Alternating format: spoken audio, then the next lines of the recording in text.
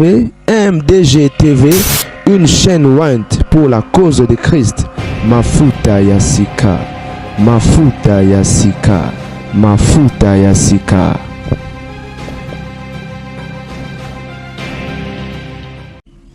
Mbote bande ou babolingo, la saga continue, ba pasteur politicien. Do batato bazui la et la mouisi ba ko ba komi bilobe la bona bazui sur mo ba 1 million awa.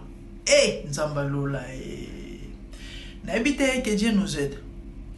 Tango comme koyaka, juste quelques jours après na ebite sui bato belo bo se rappeler. Ba pasteur ya kisasa na ba sangana ba mutu ba oto yebe minene na ba veste na ba col pastoral na ba suki banzamba na bilo nini ba kenda présidence.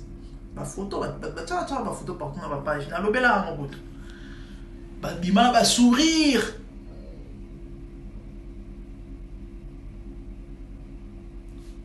Gome kui. Si réellement bazali ba sala nzamba solo, solution ngezwama. Solution ezwama te. Mais babima na ba enveloppe, solution ezwama te, au contraire, quelques semaines après goma nini koyaka. Ituri. Oyo koyaka ezane. Bukavu, bino boyebi. Après goma mboka nini koyaka après quelques semaines. Mais ba vimbi ba poche. Mosala nzambe na Bible. Biso nyonso toyebi, to bato nyonso batanga Bible ba yebi. À chaque fois que les prophètes abandonnent la sortie nae o aye na ville moko songolo pat bandoza na besengo. Pourquoi? Parce que solution est Eli après qu'on mata Elisa tikel na double portion akeya kati mai tant a koti na Jericho bat passer peli ba ko yambe balobi mosakoli mboke ya nango bien biloko ezali mais mai kufa ezali donc mai ndenge za obeba mobulu boyela masani boyela mungwa tala pouvoir tala nguya mosakoli aloba maloba kufa bololo awasute changement vie ekota na mboka mosala nzamba muto aya na changement aya na solution na ba problème aya na yano na mituna apesa kimi apeke sengo so akoti na ndaku na bino kufa ezalaki bomo ekoti stérilité zaki mabote ekoti toyebi lisolo ya mwana mwasi oyo c'est la femme la sinamide, voilà toujours Élysée non tant aye mwasi on a salé bolam tuniki yazi maman a bien. Est-ce que tout va bien à venir? Azana nini azozanga. Pourquoi? Parce que mon sel nzamba tambolanga na nzambe. Et nzamba zaka solution ya ba problème nyonso o mutu akoza nango. Maman a jessé poussana ki abosana ne mambo mabota. Mais tellement motema mon sel nzambe simba maki. Nzamba sepelisa o. Yo honorara kombo Yesu. Yo honorara ba serviteur ya solo. Giazelo bitana mwana te bengela ngai bandi bona ngai lelo nzamba komaka ya masolo. Seigneur, pourquoi? Or Bible zelo bandi a ni changement ni ombre de variation, il est le même hier aujourd'hui éternellement. Lelo tomo beta Bible kaneti masapo comme ba slogan parce que ça la batu moko ba mi bengi ba mi komisi ba sala nzambe mais baza ya ngote ba finisa kombo Yesu di ku ba balongoli foi. Or, sans la foi, il est impossible de lui être agréable. Il y a un bateau qui a un miracle. Pour un nini kondi melongwe, ba tia foi pas nani. Na batato ba beta rabana batu magoda. Ya pasi ya mawa. La saga continue. Na zora rage, so boyebi. Bino bofinga nganza malimbi sabino. Et avec Moukouna, Joseph Kabila est devenu un homme de la rue, un vagabond. Il est venu au pouvoir avec des bottes, mais aujourd'hui, il a 500 milliards. Et récemment, les États-Unis ont mis la main sur tout son argent. Tous les problèmes qui lui arrivent, c'est parce qu'il a touché à moi, homme de Dieu. Au lieu de venir me demander pardon, lui s'entête. Les problèmes vont continuer jusqu'à ce qu'il soit arrêté et amené à la prison. Alobi so ba américain bali batinda Kabila la prison ya roloba batinde na prison makala boyebi bato nyonso oyo nga so nazalaka parmi bato balia mbongo ya Kabila nanga nayoka soni koya koloba mabe ya Kabila. Mutu lokola avec Mukuna, je me rappelle, avec Abanda koloba toute autorité vient de Dieu, ce qui est vrai. Et il défendait Kabila. Avec parmi ba passer au balia mbongo ya Kabila. Nandinga osaranate. Et ayokela ngope soni te. Alobe zandengo wana. Azala na pouvoir aujourd'hui, il n'est plus. Ok, d'accord, mais sois quand même reconnaissant. Nana anti Kabila pour nous bozala boka ale mbongo asa muta Kabila bo misana buzoba na lo bandeka vérité parce que ngana vérité na lobaka na bossa na raté tant avec abali mwasi na mama Odia so na bossanité akena luka mama Olive pour présenter madame na faut mona bonheur na mitu na tamba Olive Lembe batala kabilo o Kabila nani Mukuna salaka na ina mbali na baseka ke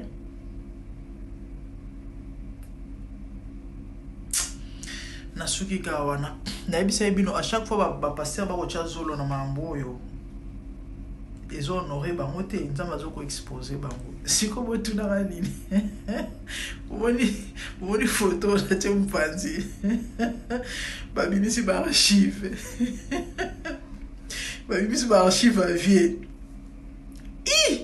na katikata makolo ya Chibola levé il était concentré dans la chose tana kangi face encore c'est une concentration ya potasui tala eza ba image mutu nyonso mona bomba ya on ba archive bimi. OK, si je parle ba ko lobala bilobela te eza ba makambo yo ba montate ba fondate je concentre dans la chose quand il fasse encore mais là il café bon son ba café nana café arabique avec kamela nana ngopé nana ngopé 3 sortes ya arabique ndeza makasi ya avec kamela Chibola mutoloba avec kamela café pour tout na rabi mais papa bando ba o mata que so kita de bondeni abi o te café ya lo ba ya ba sénégalais te ba arabi Chibola bi papa oya okufa je sais pour ça ni kabuni c'est to no kufa de concentre dans la chose bien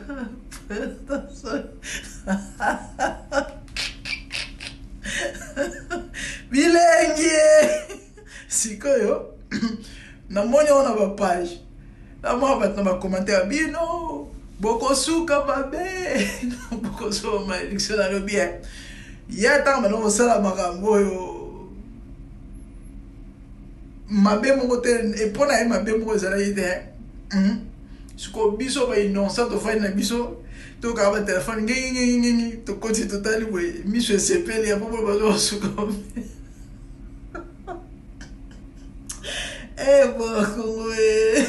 Seigneur pardon ça me libisa on va pas finir ça comme boy souhait ce que boy bisanga avec des gens comme ça avec des gens comme ça mutu ya sérieux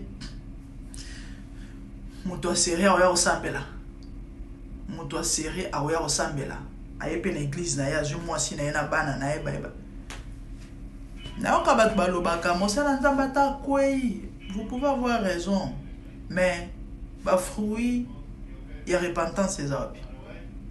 Jean-Baptiste a été battu. Alobina produisait le fruit digne de la repentance. Nandi magi mosa nanda ma retrébiché. Na parfaité na amout. Même moi qui vous parle, na kokoya. Mais là, où est prouvaka que effectivement où aza nzambe. C'est la repentance. Mais ba o ya biso banda osa ba scandale. Pasteur ni prophète ni bo pesanga Congo musicien ni oh a scandalisa mokili aya sengi pardon, non seulement sengi pardon a bongisi avec l'état pour moni penza que non été a changé à solo to a changé à zongeli nzamba solo kombo yeso tombo mi kombo yeso mati neti ba Jimmy Shwagar wana. Je vis le Seigneur assis sur un trône très élevé, et les pans de sa robe remplissent les temples. Des séraphins s'étaient au-dessus de lui et criaient l'un à l'autre, disaient Saint, Saint, Saint est l'Éternel des armées. Toute la terre est pleine de sa gloire. Dans les cieux des cieux, là où vivent les rois, il y a des créatures qui l'adorent et les louent. Dans les lieux célestes, là où règne mon roi, il y a des anges qui chantent jour et nuit en sa gloire. Les 24 vieillards et les 4 êtres vivants, ensemble avec les anges, chantent ensemble en air.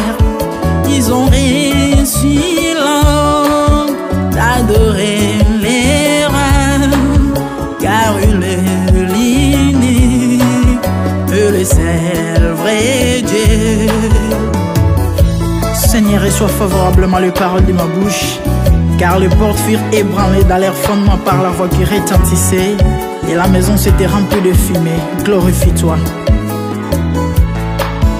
Dans les cieux, sur la terre, même sous la terre, toute langue confesse que Jésus est Seigneur, car il est élevé au-dessus de toutes choses, et son nom est au-dessus de tout nom. Jésus, je m'avance devant toi, oh mon Dieu, mon roi, unissant ma voix avec ceux des anges, en jetant nos couronnes et des coups pleins de parfums odoriférants, nous rendons gloire.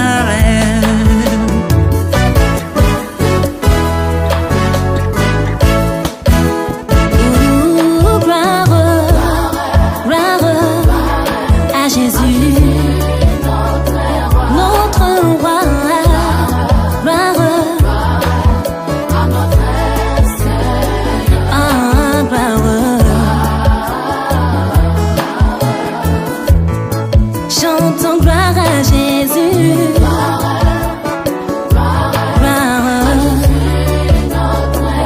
Notre Seigneur, gloire, plus haut des cieux.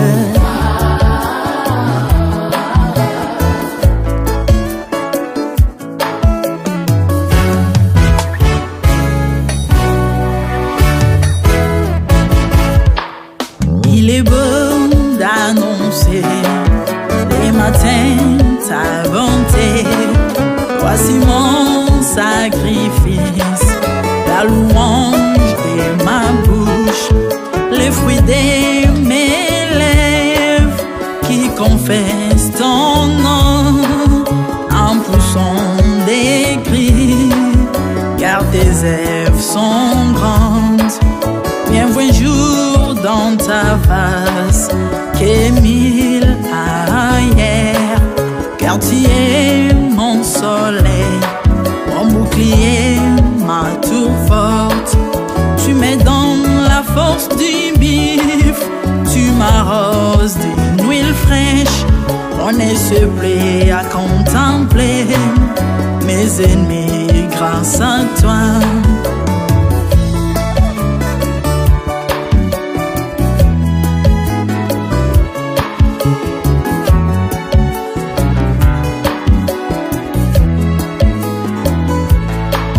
Je prospère dans tes parvis, je porte des fruits, même dans ma vieillesse, plein de sève verdoyant, Comme le palmier, les justes croissent et s'élèvent comme les cèdres du Liban planté dans les jardins de Dieu. Dieu des vengeances s'élève pour venger mes ennemis. Il mettra la fin à la malice de leurs œuvres, car il est le Tout-Puissant, l'Éternel des armées, El Shaddai Adonai, El Elyon Sabaoth.